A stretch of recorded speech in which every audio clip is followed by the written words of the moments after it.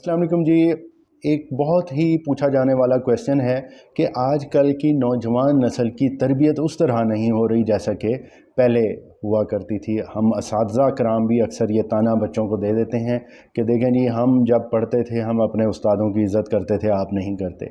वालिदैन भी यही कहते हैं कि जी हमारा जो अदब था अपने वालिदैन के लिए, बड़ों के लिए, वो बेमिसाल होता था, लेकिन अब जो हैं बच्चे वो उस तरह का अदब नहीं सीख पा रहे। तो ख़ाली सवाल की हद तक तो ये बड़ा अट्रैक्टिव लगता है, लेकिन इससे आगे सोचा जाए तो मसाइल नौजवानों में नहीं बल्कि हम में ख़ुद में नज़र आते हैं। अगर 20, 25, 30 साल पीछे चला जाए, कोई 70s 80s की दहाई में अगर हम जाएं, इवन 90s की दहाई में भी अगर देखें, तो माएँ अपने बच्चों को सुलाते हुए दोपहर में या स्पेशली रात में उनको लोरी सुनाया करती थी।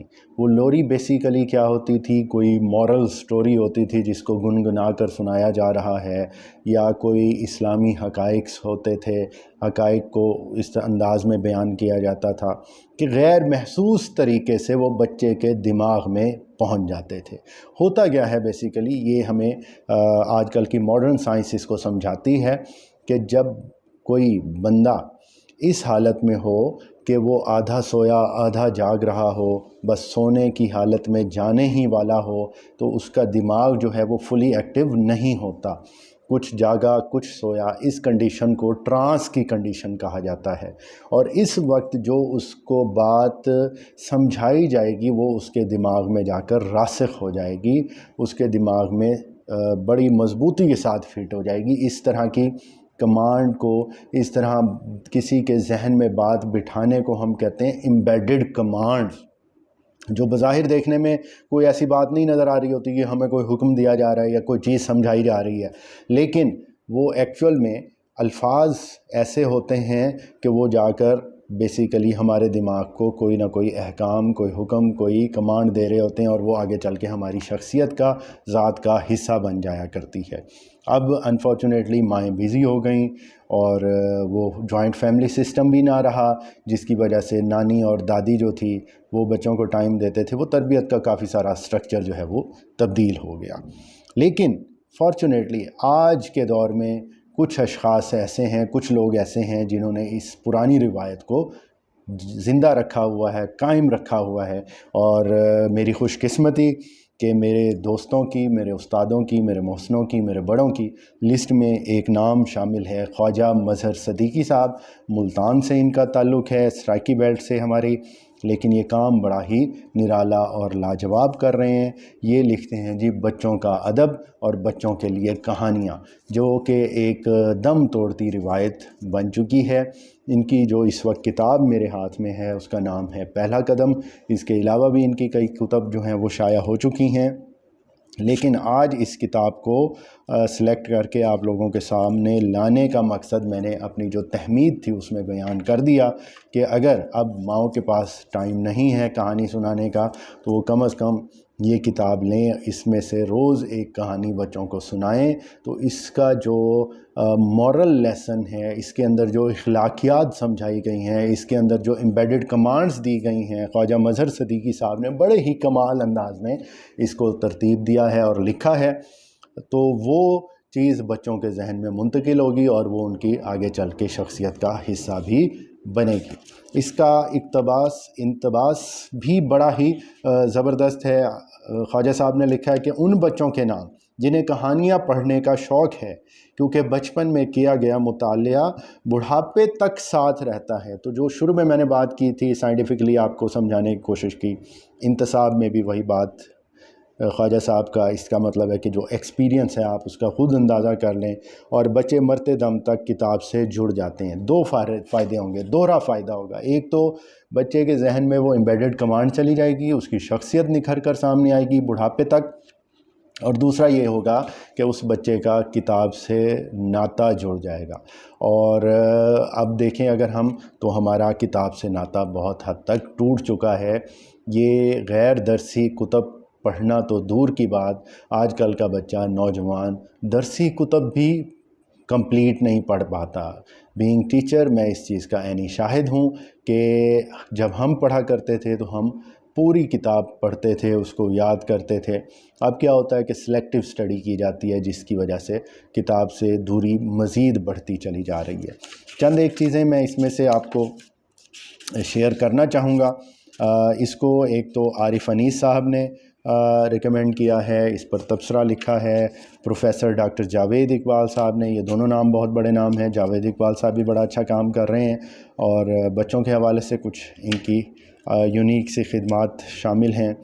اور اس کے علاوہ محبوب الہی صاحب ہیں، مدیر اعلیٰ ہیں ماہنامہ انوکھی کہانیاں کراچی، نذیر امبالوی صاحب، محمد فہیم عالم، یعنی کہ جو بچوں کے ادب سے کام اور تعلق رکھنے والے لوگ ہیں یا بچوں کی تربیت سے تعلق رکھنے والے لوگ ہیں، انہوں نے اس کو ریویو کیا ہے اور اس کی بڑی تعریف اور اس کو سراہا ہے، اور ڈیفینیٹلی یہ بڑا اچھا کام بھی ہے۔ اور جو خواجہ مظہر صدیقی صاحب ہیں، ان کا شروع سے ہی، جوانی سے ہی جو تعلق ہے وہ بچوں کے کہانیوں اور بچوں کے حوالے سے رہا ہے، تو ان کا بھی بے شمار وسیع تجربہ ہے اس کام کو کرنے کا۔ اب اس میں جو انہوں نے کہانیاں لکھی ہیں، بڑی چھوٹی چھوٹی سی شارٹ سی، کوئی بھی کہانی مجھے 2 3 4 پیجز سے بڑی نظر نہیں آ رہی۔ مثلاً پہلی کہانی ہے مستقبل کے معمار۔ اسکول کا حال بچوں اور ان کے والدین سے کھچا کھچ بھرا ہوا تھا۔ حال میں تل دھرنے کو جگہ نہ تھی۔ پورا حال بہت خوبصورت انداز میں سجایا گیا تھا۔ ہر طرف برقی کمکما رہے تھے۔ جگہ جگہ لٹکتے غبارے بھی حال کی خوبصورتی میں اہم کردار ادا کر رہے تھے۔ اب اس کہانی کا جو ٹاپک ہے وہ بھی بڑا زبردست ہے کہ بچے ہی ہمارے مستقبل کو جا کر بلڈ کرنا ہے انہوں نے۔ اور شروع کی جو چند لائنیں میں نے 2 3 لائنیں پڑھی، اس میں دیکھیں مصنف خواجہ مظہر صدیقی صاحب کا کمال کہ انہوں نے جو سما باندھا ہے، اگر کوئی بچہ بھی اس کو پڑھے گا تو اس کے ذہن میں وہ ایک پورا سکیچ سامنے آ جائے گا کہ بہت زیادہ رش ہے، اسکول کا ہال بھرا ہوا ہے اور اس کے خوبصورت انداز میں سجایا گیا ہے، بلبز لگے ہوئے ہیں، لائٹیں لگی ہوئی ہیں اور غبارے لٹک رہے ہیں، یعنی کہ ایک بڑا ہی زبردست اور اٹریکٹیو سٹائل ہے ان کا اس کو لکھنے کا۔ تو اس کے اندر مختلف طرح کے جو اپنا کہہ لیں کہ پیغامات ہیں وہ اس کے اندر چھپے ہوئے ہیں۔ مثلاً میں اس کے اینڈ پر آپ کو ایک پیراگراف پڑھ کر سناتا ہوں۔ وہاں سے واپس آتے ہوئے میرے اندر بھی ایک جذبہ تھا۔ میں جو دوسروں کو موٹیویٹ کرتا تھا، آج اس عورت نے مجھے موٹیویٹ کیا تھا۔ ایک ولولہ، کچھ کر گزرنے کی طاقت میرے اندر بھر چکی تھی۔ تو یہ 2 3 لائنوں میں ہی آپ کو اندازہ ہو گیا کہ کس انداز میں بچوں کو وہ موٹیویٹ کر رہے ہیں اور ان کی جو اندر کی انرجی ہے اس کو بڑھا رہے ہیں۔ تو ڈیفینیٹلی اسی طرح آگے کی کہانی ہے پہلا پیار۔ اس میں انہوں نے ماں باپ، دادا دادی اور نانا نانی اور ملک سے پیار اور ان چیزوں کو سمجھایا ہے۔ اس کے بعد ہے خواب بن جائیں، گوگا۔ اسی طرح بے شمار اس کے اندر آپ کو کہانیاں ملیں گی جن کا کچھ نہ کچھ مقصد ہے۔ سرپرائز کے نام سے ایک اس میں شامل ہے 3 4 پیجز کی ایک کہانی، انہوں نے کہانی گھر۔ اور یہ کہانی گھر کیا ہے؟ بیسیکلی کہانی گھر جو ہے یہ ان کا اپنا ایک پروجیکٹ ہے جس کو یہ لے کر چل رہے ہیں، جس میں یہ بچوں کو بولنا، کہانی، سٹوری ٹیلنگ وغیرہ یہ ساری چیزیں سکھاتے ہیں۔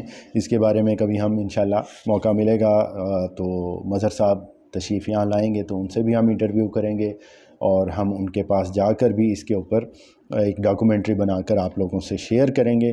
اس میں ایک کہانی ہے گڑیا کے نام سے، پیج نمبر 85 پر۔ اس میں آپ نے خواجہ صاحب نے جو بچی ہے اس کا جو پیار ہے والدین کے لیے، اور اس سارے سین کو، اس سارے ڈائلاگ کو یہاں پر سمجھایا ہے۔ میری امی جب جب مجھے ڈانٹتی تھیں تو وہ تب انہیں سمجھانے لگ جاتے، دیکھو ابھی بچی ہے، ننھی سی تو ہے، اسے مت ڈانٹا کرو۔ بچے خوف میں مبتلا ہو جاتے ہیں اور ہر وقت سہمے رہتے ہیں، آگے نہیں بڑھتے۔ زیادہ ڈانٹ ڈپٹ سے بچوں کی شخصیت پر منفی اثر پڑتا ہے۔ تو اگر اس کو آپ کمپلیٹ پڑھیں گے اور شروع کی جو چند لائنیں میں نے یہاں پڑھی ہیں اس سے آپ کو اندازہ ہو جائے گا کہ یہ خالی بچوں کی تربیت نہیں بلکہ یہ کہانیاں بڑوں کی تربیت کے لیے بھی تشکیل دی ہیں خواجہ صاحب نے۔ یہ کہانی گڑیا جس میں محبت اور پیار اور بچوں کے ساتھ الفت کا ایک بیان انہوں نے کیا ہے، اس کو اگر پڑھیں تو ہمیں سمجھ آئے گی کہ بچوں کی تربیت کس طرح کرنی ہے، صرف ڈانٹ ڈپٹ نہیں بلکہ ان کے ساتھ محبت اور پیار کے ساتھ، اور ان کو عمل کے تھرو ہم نے سمجھانا ہے۔ جو عمل ہم کریں گے وہی بچے بھی آگے چل کر اپنائیں گے۔ تو اس کتاب کو ضرور لیجئے اور پڑھیے اور بچوں کو سنائیے تاکہ آپ کا بچہ بھی ایک مستقبل کا معمار بھی بن سکے اور ایک شاندار شخصیت بن کے نکھر کر سامنے آ سکے۔ اللہ حافظ۔